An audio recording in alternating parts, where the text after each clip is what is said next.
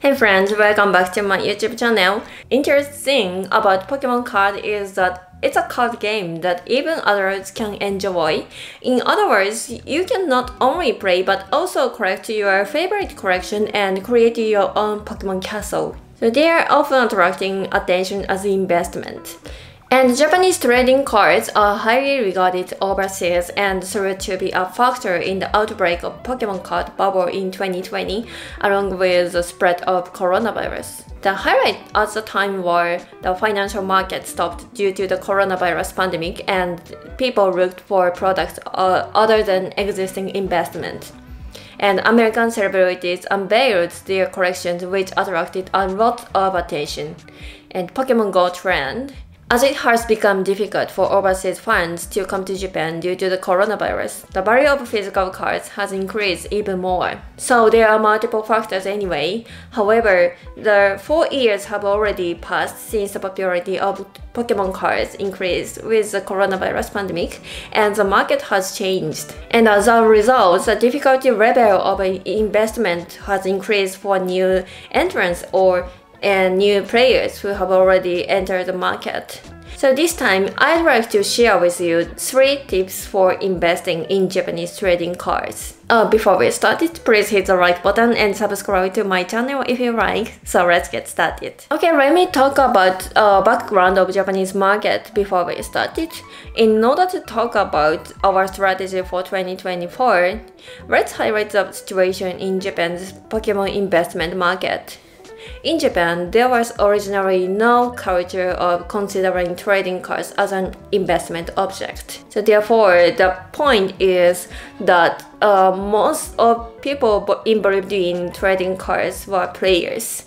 For a long time, trading cards were not produced for collectors, but were distributed in quantities commensurate with the number of players. From around the end of 2019, Japanese people's views of Pokemon cards have changed as many of Pokemon cards in Europe and the United States have been selling Japanese Pokemon cards at great prices in PSA. So 2020 is also a year that many Japanese people started to getting involved in Pokemon cards as investors. In other words, for cards from 2020 onward, there are many cards as in mint condition and are on display for investment purpose in Japan. And due to the influence of PSA Japan's history of starting appraisal in Japan, more cards from 2020 onwards are being distributed as PSA appraisal items than ever before in Japan.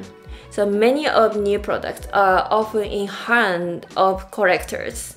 And it can be said that the larger number of appraisal items will have a significant impact of future market prices. Based on the premises, I would like to tell you some points about investment in the Pokemon card. 1. Low distribution volume. The low circulation of cards in the market greatly affects the value of the collection. Generally speaking, a situation where the supply of specific products is limited in the market and the demand increase leads to maximization of product value. The phenomenon is based on the basic law of supply and demand in economics. So I think it's easy for everyone to imagine. So due to their rarity, the card with low circulation attracts the attention of many collectors and investors, and the prices tend to increase as a result. As an exception, there are some series such as Even Heroes among the card from 2021 onwards.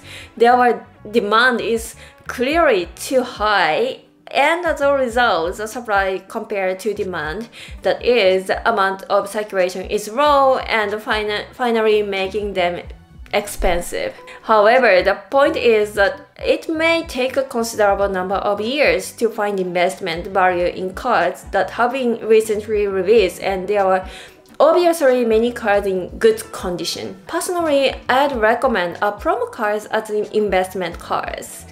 Promo cards refer to cards distributed only at a Pokemon Center or cards distributed at a specific tournament, things like that. So because they definitely have limited circulation. So as I mentioned in a previous video, there are also special cards that are distributed at specific tournaments or that can only be received by people who met the conditions. So many cards that are trend as super high value card in Japan are actually promo cards. So check it out our previous video for the top 5 most expensive cards in Japan. In any case, please be careful about the number of copies in circulation. If you want to learn about the number of cards in circulation, be sure to check out the site Boon, which has a collection of promo cards from 1996 to the present. At Boon, you can search for promo cards from various search conditions. For example, by era, by acquisition, by conditions, by event, things like that.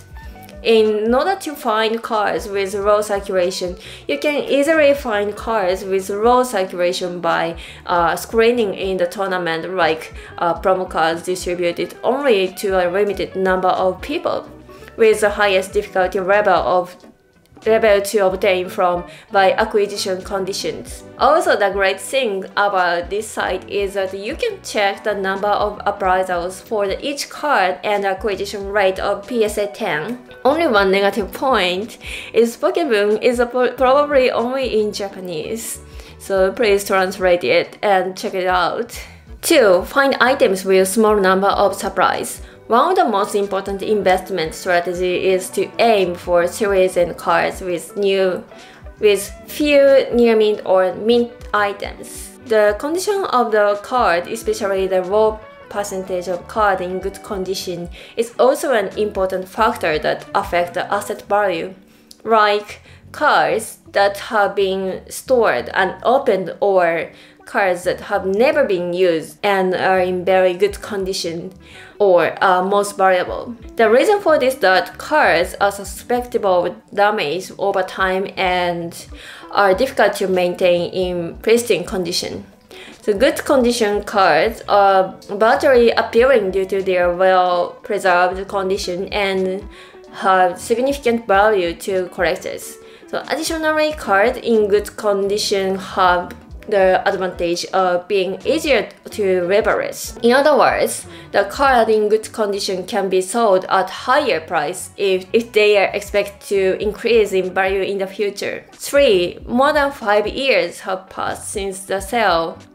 In the world of trading cards, older cards have special value.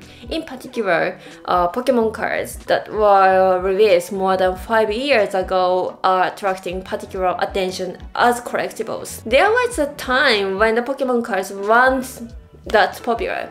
In particular, the number of players decreased between 2010 and 2018, and the production volume was particularly low. For example, when I was playing Yu-Gi-Oh cards around 2015, Pokemon cards were sometimes not available at the trading card stores because they were not popular. So that's why Pokemon card was a minor player as a trading card.